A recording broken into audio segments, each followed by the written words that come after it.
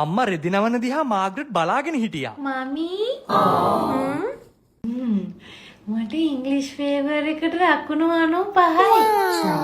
very good නේ. අපේ පන්තියේ ඉන්න අර මෝඩ හිච්චර ලකුණු 22යි. ඌ මල මෝඩයා.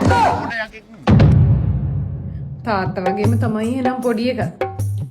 ඇයි හිච්චගේ ඩැඩීටත් ඉංග්ලිෂ් බැරිද? පොඩ්ඩක්වත් බෑ.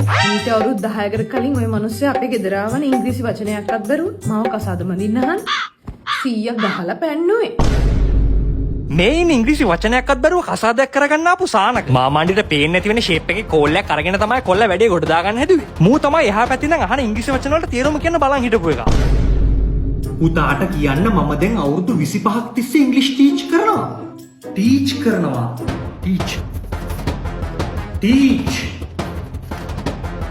ටීච් උගන්වනවා. ඉංග්‍රීසි උගන්වනවා.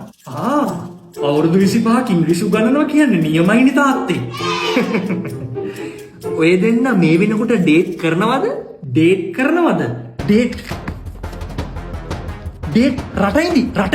රටයින්දි. ඔව්.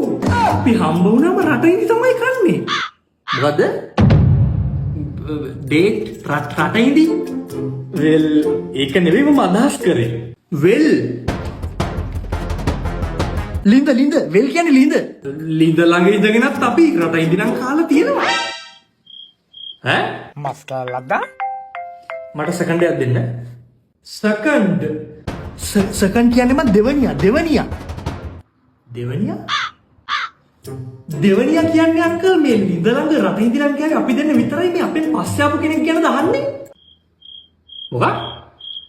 මේ ඔහොම සම්මේ අනේ තෑන්ක් යූ මචං. හොඳ ලොකු දව්වක්. හරි. මේ පුතා කියනවා මට හරියට තේරුම් ගන්න අමාරුයිනේ. නැන්දරත් හරි අමාරු උණක් හැදිලා. අත තියන්න බෑ බොඩි එක මාර හොට්.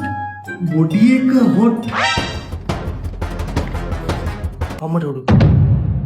සරාගි. ඇඟ මාර සරාගි කියලා කියන්නේ. ෂුවර්ද? ඕ ඉතින් තියන්නේ එහෙමනේ. මං ඇත්තට හිතුවේ නෑ අංකල් අපි දෙන්න පළවෙනි දවසේ මෙච්චර සෙට් එකේ කියලා. නැන්දගේ ඇඟ නම් මරු තමයි. ඈ? මීට වැඩිය හොඳයි. තේරෙනවනේ අද කාලේ ඉංග්‍රීසි බෑ කියලා කියන්නේ මගුලක්වත් ගන්න බෑ. උඹට ගහනවද? මාස 6ක් පුරාවට ඉංග්‍රීසි එක ජීවත් වෙන්න පුළුවන් ඉංග්‍රීසි ඩිප්ලෝමා එකක් කරමු.